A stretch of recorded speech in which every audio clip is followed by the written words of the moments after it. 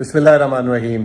آج کافی social media میں تہلکہ مچا ہوا ہے کہ ڈالر 300 روپے کا ہو گیا ہے۔ مجھے سمجھ نہیں آ رہی کہ اس کا اتنا ڈنکا پیٹنے کی مطلب کیا ضرورت ہے، کیونکہ 300 کا ڈالر تو اسحاق ڈار کے زمانے میں ہی ہو چکا ہوا تھا۔ اوپن مارکیٹ میں 305 307 کا بک رہا تھا۔ وہ الگ بات ہے کہ اوپن مارکیٹ میں وہ 320 ہو گیا ہے۔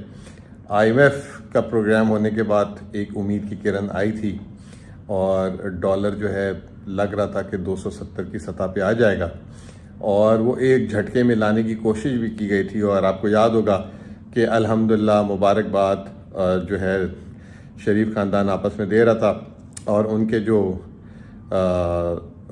خاص طور پہ پارلیمنٹیرینز ہیں، اور انہوں نے جو ہے شہباز شریف کو ایسا ہیرو بنا دیا تھا۔ 180 سے الگ کے ڈالر اگر 270 بھی تھا تو مطلب اس پہ اگر کوئی ہیرو کسی کو بنائے تو پھر اس کی عقل کو ہی داد دی جا سکتی ہے۔ بہرحال کہنے کا مطلب یہ ہے کہ آج 320 325 کا ڈالر ہے اوپن مارکیٹ میں۔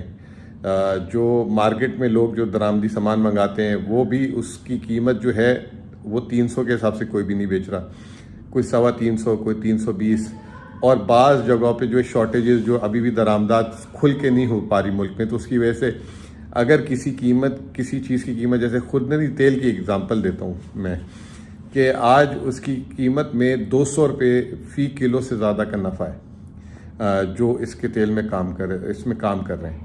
تو یہ جو ہے 200 روپے جو ہے اس وجہ سے نہیں کہ ڈالر کا ریٹ بڑھ گیا، اس وجہ سے کہ ملک میں اس رفتار سے کھلے طریقے سے نہیں آ رہا، اور حکومت کی جو پرائس کنٹرول اتھارٹیز ہیں وہ ان چیک اس کو جانے دے رہی ہیں۔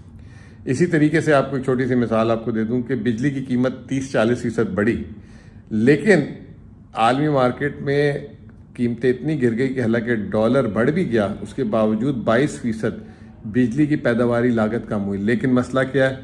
بجلی کی قیمت کی ریکوری نہیں کر پا رہے لوگ، تو اس وجہ سے بجلی کی قیمت بڑھ گیا۔ اب بات واپس ڈالر پہ لے کر آتے ہیں۔ ڈالر کہاں ہونا چاہیے پاکستان کا، اور کیا وجوہات ہے کہ یہ اوپر جا رہی ہے؟ وجہ آپ کے سامنے ہے کہ IMF نے اب کہہ دیا کہ اوپن مارکیٹ اور جو اسٹیٹ بینک کا جو ریٹ ہے، انٹر بینک ریٹ، اس کے درمیان 1.25% سے زیادہ کا فرق نہیں ہونا چاہیے، ورنہ آپ معاہدہ توڑ دیں گے۔ تو روزانہ اوپن مارکیٹ میں 3-4 روپے کوئی بڑھا دیتا ہے۔ آج ایک خبر آئی ہے، اسٹیٹ بینک اس کو کنفرم کر دے کہ اسٹیٹ بینک بھی اوپن مارکیٹ سے ڈالر خرید رہا ہے تاکہ اس کے ریزروز بڑھیں۔ اس کا کیا مطلب یہ ہوا کہ اسٹیٹ بینک کو باہر سے پیسہ نہیں آ رہا، تو وہ اب مقامی طور پہ پیسہ خرید رہی ہے، اور جس کی وجہ سے مزید پریشر بڑھ رہا ہے۔ تو یہ ایک غلط ٹیکٹک ہے۔ یہ جب مارکیٹ کو پتہ ہو کہ روزانہ اسٹیٹ بینک ڈالر خریدنے آئے گی تو وہ اوپن مارکیٹ میں اس کا ریٹ بڑھے گا ہی بڑھے گا۔ تو پہلی تو احتیاط یہاں پہ کرنی ضروری ہے۔ دوسرا، جیسے پچھلے سال ہم نے ریمیٹنسز اور ایکسپورٹس میں 8.5 ارب ڈالر کو نقصان کیا، اس کو اصل حالت میں ہی بحال کرتے ہیں 2022 کی حالت میں، تو 8.5 ارب ڈالر اتنے پیسے ہیں کہ وارے نیارے ہو جائیں گے۔ یہ جو ابھی ہم کہہ رہے ہیں نا کہ ہم سے ریکارڈ کتنے میں سعودی عرب 1 ارب ڈالر دے دے گا، یا فلاں 1 ارب ڈالر دے دے گا، یہ کچھ نہیں ہے۔ ہمارے پاس خود ہی اتنے وسائل ہیں۔ پاکستان کے اندر ڈالر ہے اس وقت، میں سمجھتا ہوں کہ جو 2020 میں اگر فی آدمی یا کچھ لوگ جو ہیں جسے کرنسی ان سرکولیشن کہتے ہیں، اگر سرکولیشن میں ڈالر اس وقت اگر 2 ارب ڈالر تھا تو آج 6 ارب ڈالر ہے۔ پاکستان کے اندر بھی بہت ڈالر اس وقت فلوٹ کر رہا ہے، کیونکہ ہر آدمی نے اپنے ڈالر کی ہولڈنگ کر لی ہے، تو اس کو بھی بہتر کرنے کی ضرورت ہے۔ آخر میں مجھ سے کسی نے سوال پوچھا کہ بھائی اتنا اچھا شرح سود ہو رہا ہے، 22% مل رہا ہے، اور ڈالر کا ریٹ بھی اتنا اچھا ہے، باہر سے ریمیٹنس الٹا جو ہے بڑھنے کی گھٹ گئی، 2 ارب ڈالر ہو گئی، تو وہ کیوں ایسا ہو رہا ہے؟ لوگ اس کا فائدہ کیوں نہیں اٹھا رہے؟